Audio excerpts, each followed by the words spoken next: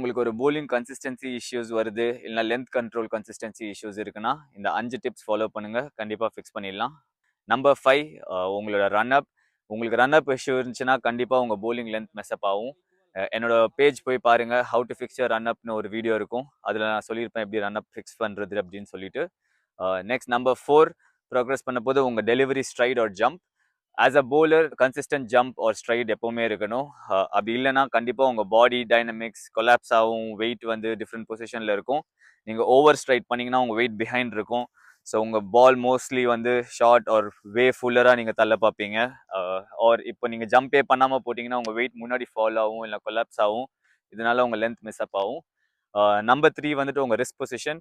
உங்கள் ரிஸ்ட்டை nice and ஃபார்மாக வச்சுக்கோங்க. எப்போவுமே bowling போட போது ஐடியலாக உங்கள் palm facing the batter or target. அப்போ தான் உங்களுக்கு ஒரு கன்சிஸ்டன்ட் லென்த் வரும். உங்கள் ரிஸ்க் கொலாப்ஸ் ஆகுது, ஃபால் ஆகுதுன்னா உங்கள் லென்த் அண்ட் லைனுமே வேரி ஆகும். நம்பர் 2 வந்துட்டு ஜோன். ஒரு பர்டிகுலர் ஸ்பாட்டோ ஒரு லொக்கேஷனோ பார்க்காதீங்க. போல் பண்ண போது ஒரு ஜோன் பாருங்க. எந்த ஜோனில் போட்டால் நீங்கள் அந்த பேட்டரை நீங்கள் நினச்சதை பண்ண வைக்க முடியுமோ அந்த ஜோனை ஃபோக்கஸ் பண்ணுங்கள். ஃபார் எக்ஸாம்பிள் உங்கள் பேட்டரை பின்னாடி தள்ளணும்னா ஒரு ஹார்ட் லென்த்தோ ஒரு ஸ்லைட்லி ஷார்ட் லென்த்தோ அந்த ஜோன் ஃபோக்கஸ் பண்ணுங்கள். ஒரு 1 or 2 மீட்டர் ஜோன் வச்சுக்கோங்க ரேதர் தென் அ ஸ்பாட். அதே மாதிரி நீங்கள் யாக்கர் போகணுன்னா ஒரு ஜோன் வச்சுக்கோங்க. நான் எந்த பால் போட்டால் பேட்டர்னால அண்டர் த பால் போக முடியாதோ அந்த ஜோன் வச்சுக்கோங்க. ஒரு ஸ்பாட் வச்சிங்கன்னா எப்போவுமே மிஸ் பண்ணுவீங்க, உங்களையும் நீங்கள் ப்ரெஷரில் போட்டுப்பீங்க. Have a zone and work on it. அதுக்கப்புறம் number 1 and the most important thing, உங்கள் release point. As a bowler உங்கள் லென்த் கண்ட்ரோல் பண்ணுறதுக்கு இதுதான் வெரி வைட்டல். உங்கள் ரிலீஸ் பாயிண்ட்டை கண்ட்ரோல் பண்ணுங்கள். Over the head, little behind or little later. உங்கள் release பாயிண்ட்டை கொஞ்சம் பிளேயர் ஆன் பண்ணி எப்படி போட்டால் எப்படி போகுது உங்கள் ஆக்ஷனுக்குன்னு நீங்கள் கண்ட்ரோல் பண்ணுங்கள்.